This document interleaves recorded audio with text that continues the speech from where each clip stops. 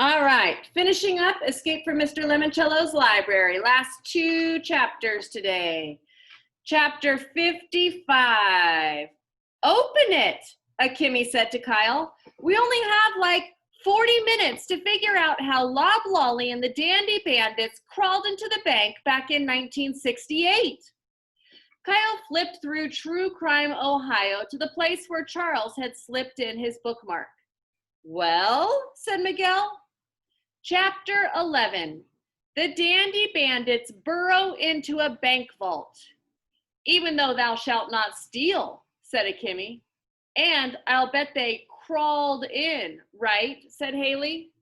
The clever thieves, Kyle read from the book, took up residence in an abandoned dress factory next door to the Gold Leaf Bank and spent weeks tunneling from its basement into the bank vault. Which, said Miguel, according to those old blueprints I found, was down where the book sorting machine is now. That explains the first clue, said Kyle. The book title was Get to Know Your Local Library. Dr. Zinchenko meant we need to get to know this library. This also explains why she wanted us to read those Sherlock Holmes stories. The Adventure of the Red-Headed League, said Sierra. The story about robbers tunneling into a bank from the building next door. Kyle nodded.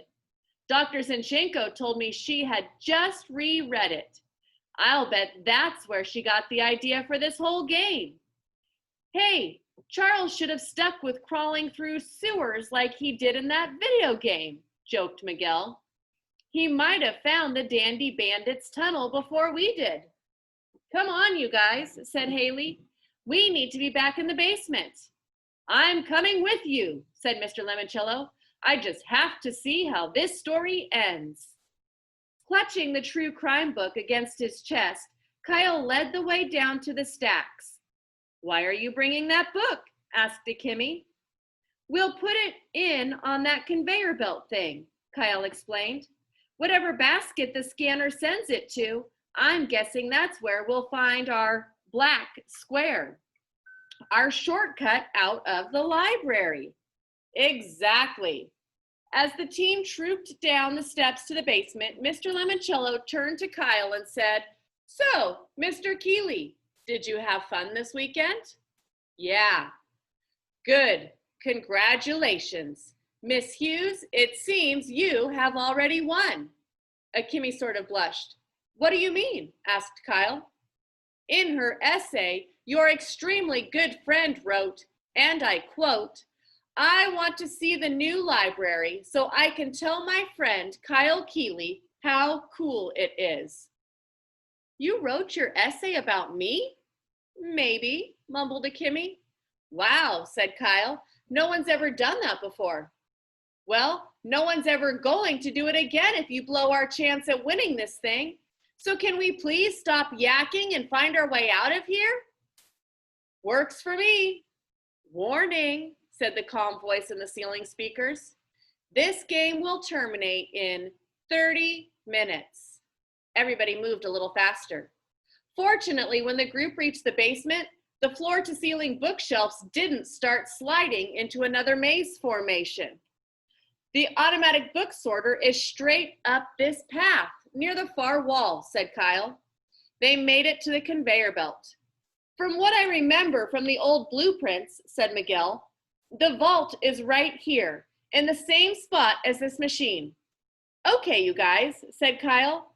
Whatever robo basket this book ends up in is probably sitting right on top of the entrance to the tunnel. Here goes everything. Kyle placed True Crime Ohio into the array of crisscrossing beams. Nothing happened. What's going on? Cried Miguel. Why isn't it working? Maybe this book isn't heavy enough. Kyle pushed down on the cover of the book a bit. Still, nothing. They stared dumbfounded at the book sitting on the immobile belt. It wouldn't stop moving yesterday, muttered Haley. That's it, cried Akimi. She hurried to the wall and flipped the emergency shutoff switch back to the on position. Several red laser scanners sprang to life under the book drop slot. The belt started moving, slowly. The single book worked its way down the line like a candy bar on a wrapping machine. When it reached the third robo basket from the end, a set of rollers popped up and shunted the book off to the side into the waiting wire basket. The conveyor belt stopped rolling. The robo cart rolled away. Nothing else happened. That's it? Warning, said the calm voice. This game will terminate in 20 minutes. It didn't work, said Haley. We're toast, added Akimi. Wait, said Kyle, pointing to a square tile on the floor where the robo basket had been. It was glowing, like one of the touch-screen computers in the desks upstairs. It says, howdy do. You like fun games? Get ready. Excellent, Akimi giggled. Then she and Kyle cracked up, remembering the box tops from their first puzzle in the boardroom on Saturday morning. Now it says we're going to get an anagram, said Kyle. My favorite kind of cookies, said Mr. Lemoncello. Okay, everybody, said Kyle. Gather round, get ready. Kyle, Akimi, Sierra, Miguel, and Haley knelt on the floor in a circle around the square. Mr. Lemoncello hovered behind them.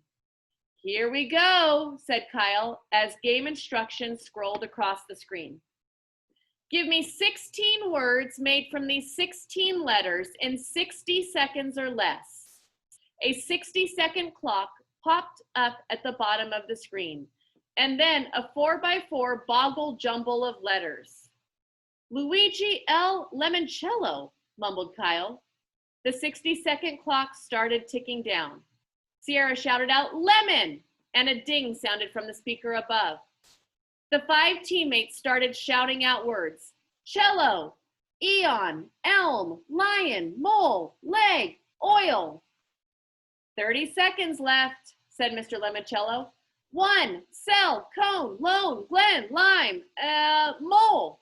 We already said that. Melon. That's 15, said the voice in the ceiling. 10 seconds left. Anybody? 5, 4, Colonel, shouted Haley. The computer screen flashed. Congratulations and winners. Somewhere a game show audience cheered. Fireworks, rockets whistled through the air, and several geese honked out a hooray. Please stand back, said a soothing voice in the ceiling. Kyle and his teammates did as they were told. Warning, the voice continued. This game will terminate in 15 minutes. We still need to get out, you guys, said Akimi. Hurry, Floor, do something. The 8 tiles surrounding the glowing tablet also started to glow. First yellow, then orange, then purple. Our secret square, said Akimi.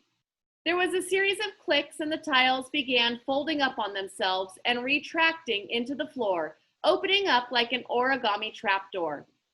Look, said Haley, there's steps. Mr. Lemoncello peered down into the hole at the well-lit staircase and tunnel. My, Dr. Zinchenko has certainly cleaned things up since Mr. Loblolly was here. Of course she did, said Haley, so we can walk out the way the bandits crawled in 1968. Hurry, everybody, said Mr. Lemoncello. I don't want to be late to my own birthday party. Chapter 56. Kyle led the way up the tunnel and brought his team, plus Mr. Lemoncello, to an empty basement filled with mannequins and cardboard boxes. This must be the cellar of one of those clothing shops in Old Town, said Kyle. The fitting factory, said Haley, reading a tag on a shipping crate. It's one of my faves. And, said Sierra, back in 1968, it was the real dress factory that Leopold Loblolly and the Dandy Bandits used. There's some steps over here, said Miguel, climbing a wooden staircase. And a door. He jiggled the knob. Oh man, it's locked. Kyle looked up at the dingy casement windows, about 10 feet above the cellar floor. He couldn't help grinning. It reminded him of another game he'd won once. This time, he'd just have to reverse things a little. Help me drag over a couple of cartons, Kyle said to Miguel. We can stack them on top of each other underneath this window. After they built a step unit out of boxes, Kyle climbed up and examined the window latch. Great, he said. Don't tell me, said Akimi. Another game? Yep, there's a combination lock, the kind with 4 wheels of random letters. Warning, said the voice. What? Said Akimi. Doctors and Chinko put loudspeakers in the basement too? This game will terminate in 4 minutes. Yo, open the lock. Kyle, said Miguel. Hang on, it's some kind of word game. Is there a clue? Asked Haley. Of course. Kyle read the tiny slip of paper taped to the glass. Once you learn how to do this, you will be forever free. Everyone started laughing. The last puzzle was ridiculously easy. Ready, children? Said Mr. Lemoncello. All together now. And they all shouted it at the same time. Read. Kyle thumbed the wheels to spell R-E-A-D. The lock clicked, the window opened, and this time he didn't need to shatter any glass to win the game. Kyle and Mr. Lemoncello stood on top of the highest box and helped the others up and out of the basement.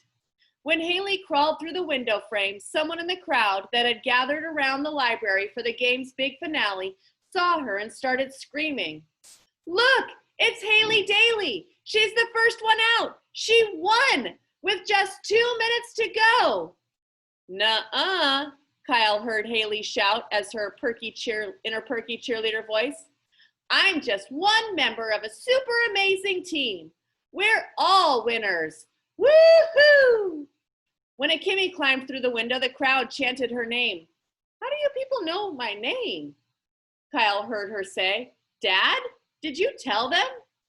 Sierra Russell was set to crawl out next. Mr. Lemoncello? Yes, Sierra. What time does the library open tomorrow? For you, Sierra, 9 a.m. Smiling, she stepped into their hands and climbed out of the window. Kyle felt bad when Sierra stood up on the sidewalk. Who was out there to cheer for her? But then he heard Haley shout, Hey, you guys, you gotta meet our amazing new friend, Sierra Russell. She's so smart, she could tell you who wrote the phone book.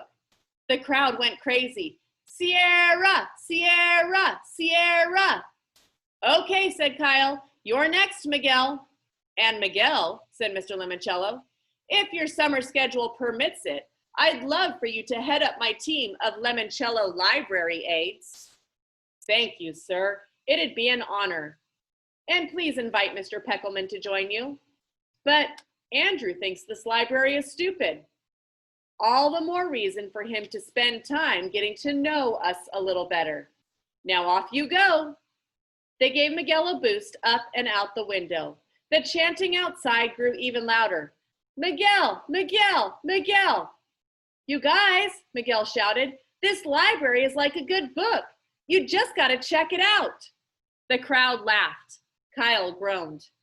You're next, Mr. Keeley, said Mr. Lemoncello. Okay, can I ask one question? Certainly, and I hope it won't be the last. Are you really going to put all of us in your television commercials? Oh, yes, you'll be quite famous. Cool. Indeed. Who knew spending time in your local library could be such a rewarding experience? Kyle smiled. You did, Mr. Lemoncello. And now you do too. Kyle put his foot in Mr. Lemoncello's hands and grabbed hold of the window frame. See you at the birthday party, sir. Oh, yes. And you know what, Kyle? What? There might be balloons. Dun, dun, dun. That is the end of the book. There's a little author's note here. It said, is the game really over? Maybe not. There is one more puzzle in the book that wasn't in the story, although a clue about how to find it was. And if you can figure out the solution, let me know. and it tells you to email the author with that final clue or the final game that was in the story.